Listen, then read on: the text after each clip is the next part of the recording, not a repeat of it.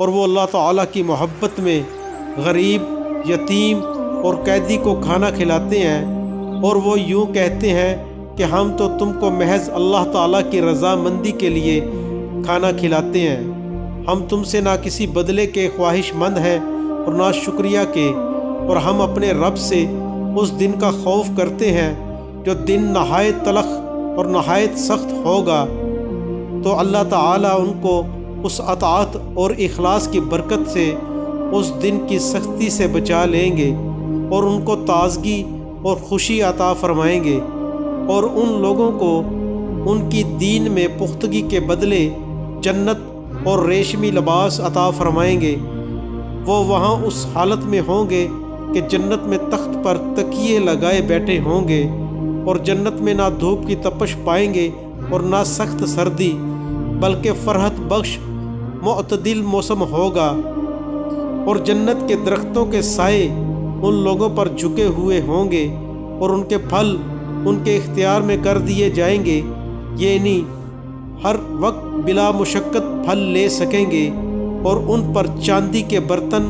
اور شیشے کے پیالوں کا دور چل رہا ہوگا، اور شیشے بھی چاندی کے ہوں گے، یعنی صاف شفاف ہوں گے، جن کو بھرنے والوں نے مناسب انداز سے بھرا ہوگا، اور ان کو وہاں ایسی شراب بھی پلائی جائے گی جس میں خشک ادرک کی ملاوٹ ہوگی، جس کے چشمے کا نام جنت میں سلسبیل مشہور ہوگا، اور ان کے پاس یہ چیزیں لے کر ایسے لڑکے آنا جانا کریں گے جو ہمیشہ لڑکے ہی رہیں گے، اور وہ لڑکے اس قدر حسین ہوں گے کہ تم ان کو بکھرے ہوئے موتی سمجھو گے، اور جب تم وہاں دیکھو گے تو بکثرت نعمتیں اور بہت بڑی سلطنت دیکھو گے، اور ان اہل جنت پر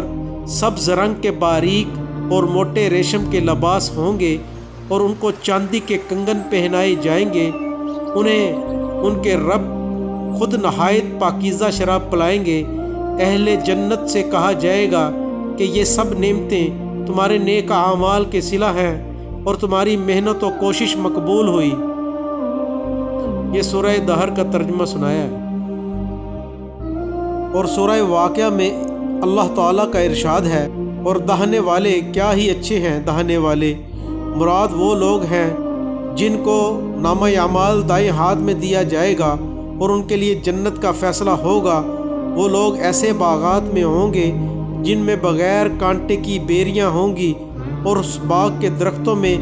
تہ بتہ کیلے لگے ہوں گے، اور ان باغوں میں سائے پھیلے ہوں گے، اور بہتا ہوا پانی ہوگا،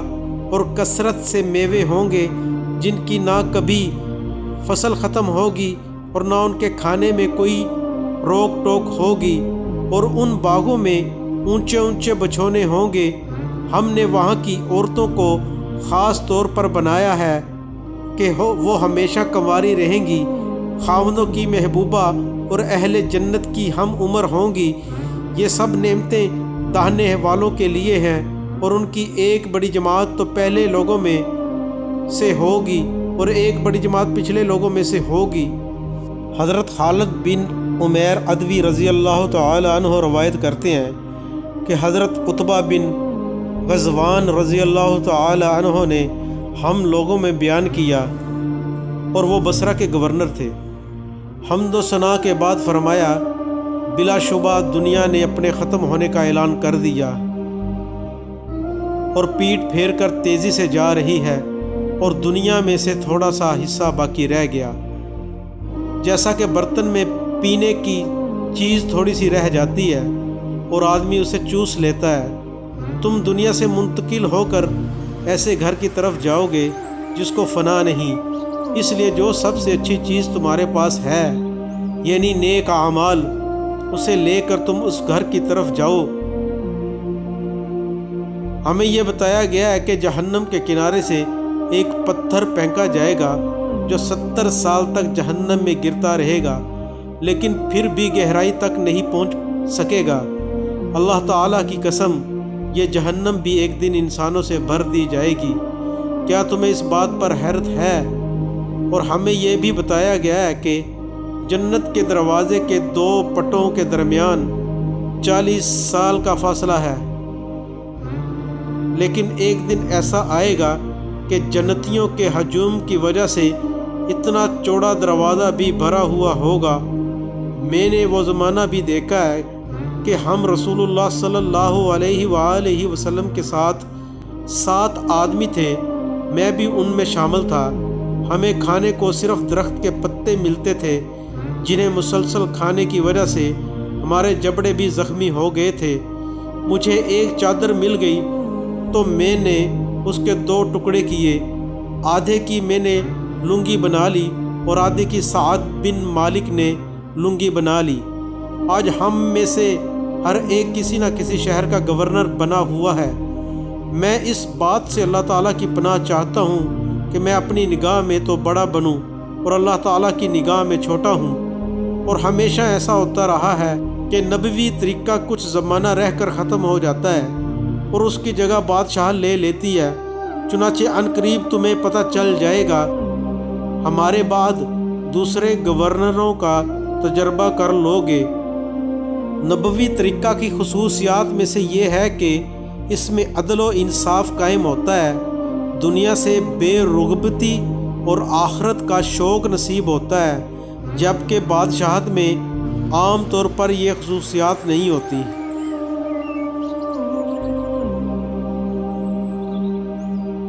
حضرت ابو ذر رضی اللہ تعالی عنہ سے روایت ہے کہ نبی کریم صلی اللہ علیہ وآلہ وسلم ایک حدیث قدسی میں اپنے رب کا یہ ارشاد مبارک نقل فرماتے ہیں، میرے بندوں، میں نے اپنے اوپر ظلم کو حرام قرار دیا ہے اور اسے تمہارے درمیان بھی حرام کیا ہے، لہٰذا تم ایک دوسرے پر ظلم مت کرو۔ میرے بندو، تم سب گمراہ ہو سوائے اس کے جسے میں ہدایت دوں، لہٰذا مجھ سے ہدایت مانگو، میں تمہیں ہدایت دوں گا۔ میرے بندو، تم سب بھوکے ہو سوائے اس کے جس کو میں کھلاؤں، لہٰذا تم مجھ سے کھانا مانگو، میں تمہیں کھلاؤں گا۔ میرے بندو، تم سب برہنہ ہو سوائے اس کے جس کو میں پہناؤں، لہٰذا تم مجھ سے لباس مانگو، میں تمہیں پہناؤں گا۔ میرے بندو، تم رات دن گناہ کرتے ہو اور میں تمام گناہوں کو معاف کرتا ہوں، لہٰذا مجھ سے بخشش طلب کرو، میں تمہیں بخش دوں گا۔ میرے بندو، تم مجھے نقصان پہنچانا چاہو تو ہرگز نقصان نہیں پہنچا سکتے، اور تم مجھے نفع پہنچانا چاہو تو ہرگز نفع نہیں پہنچا سکتے۔ میرے بندو، اگر تمہارے اگلے پچھلے انسان اور جنات سب اس شخص کی طرح ہو جائیں جس کے دل میں تم میں سب سے زیادہ اللہ تعالیٰ کا ڈر ہو، تو یہ بات میری بادشاہت میں کوئی اضافہ نہیں کر سکتی۔ میرے بندو، اگر تمہارے اگلے پچھلے انسان اور جنات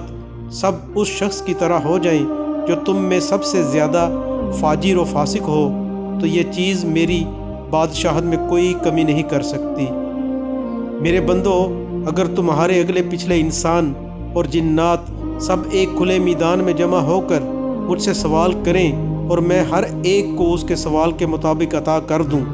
تو اس سے میرے خزانوں میں اتنی ہی کمی ہوگی جتنی کمی سوئی کو سمندر میں ڈال کر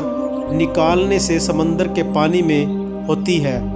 اور یہ کمی کوئی کمی نہیں ہے۔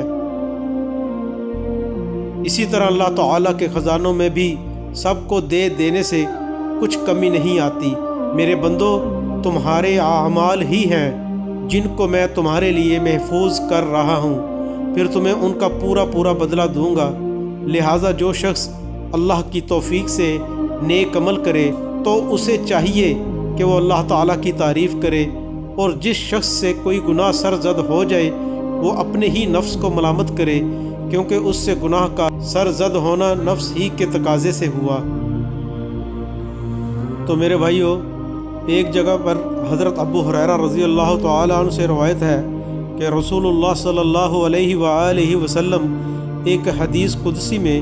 اپنے رب کا یہ ارشاد مبارک نقل فرماتے ہیں، تم خرچ کرو میں تمہیں دوں گا۔ پھر رسول اللہ صلی اللہ علیہ وآلہ وسلم نے ارشاد فرمایا، اللہ تعالیٰ کا ہاتھ یعنی اس کا خزانہ بھرا ہوا ہے، رات اور دن کا مسلسل خرچ اس خزانہ کو کم نہیں کرتا۔ کیا تم نہیں دیکھتے کہ جب سے اللہ تعالیٰ نے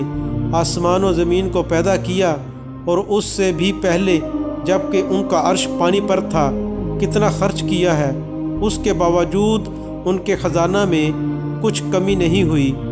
انہی کے ہاتھ میں انصاف کا ترازو ہے جس سے وہ لوگوں کو پست و بلند کرتا ہے۔ ایک جگہ حضرت ابو ذر رضی اللہ تعالی عنہ رسول اللہ صلی اللہ علیہ وآلہ وسلم سے روایت کرتے ہیں کہ آپ صلی اللہ علیہ وآلہ وسلم نے ارشاد فرمایا، میں وہ چیزیں دیکھتا ہوں جو تم نہیں دیکھتے، اور وہ باتیں سنتا ہوں جو تم نہیں سنتے۔ آسمان عظمت الہی کے بوجھ سے چرچراتا ہے، جیسے کہ چارپائی وغیرہ وزن سے بولنے لگتی ہے، اور آسمان کا حق ہے کہ وہ چرچرائے۔ اس میں 4 انگلیوں کے برابر بھی کوئی جگہ خالی نہیں ہے جہاں کوئی نہ کوئی فرشتہ اپنی پیشانی سجدہ میں اللہ تعالیٰ کے سامنے نہ رکھے ہوئے ہو۔ اللہ کی قسم، اگر تم وہ باتیں جانتے جو میں جانتا ہوں، تم کم ہنستے اور زیادہ روتے، اور بستروں پر اپنی بیویوں سے لطف اندوز نہ ہوتے، اور اللہ تعالیٰ سے فریاد کرتے ہوئے جنگلات کے راستوں میں نکل جاتے۔ کاش میں ایک درخت ہوتا جو جڑ سے کاٹ دیا جاتا۔ سورہ فاطر کا ترجمہ ہے۔ اللہ تعالیٰ کا ارشاد ہے، اچھے عمل کرنے والوں کے لیے جنت میں ہمیشہ رہنے کے باغات ہوں گے، جس میں وہ لوگ داخل ہوں گے، اور ان کو سونے کے کنگن اور موتی پہنائے جائیں گے، اور ان کا لباس ریشم کا ہوگا، اور وہ ان باغوں میں داخل ہو کر کہیں گے کہ تمام تعریفیں اس اللہ کے لیے ہیں جس نے ہم سے ہمیشہ کے لیے ہر قسم کا رنج و غم دور کیا۔ بے شک ہمارے رب بڑے بخشنے والے اور بڑے قدردان ہیں، جس نے ہمیں ہمیشہ رہنے کے مقام میں داخل کیا، جہاں نہ ہم کو کوئی تکلیف پہنچتی ہے،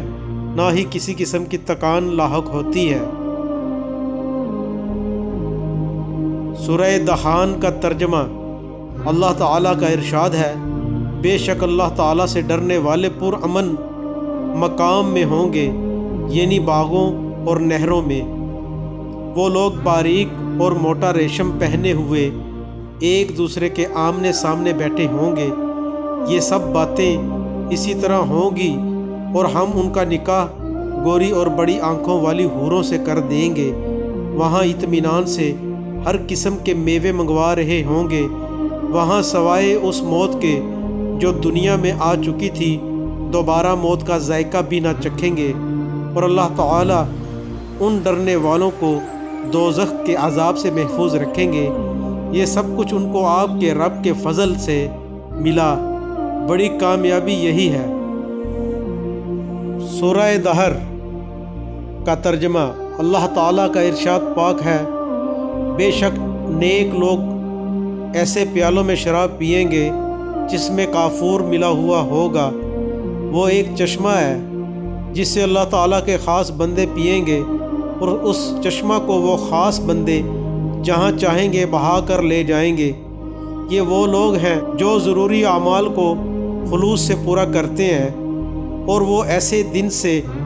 ڈرتے ہیں جس کی سختی کا اثر کم و بیش ہر کسی پر ہوگا۔ وصلی اللہ تعالی علی خیر خلقہ و نور عرشہ و زینت فرشہ و قاسم رزقہ محمد صلی اللہ علیہ وآلہ وسلم۔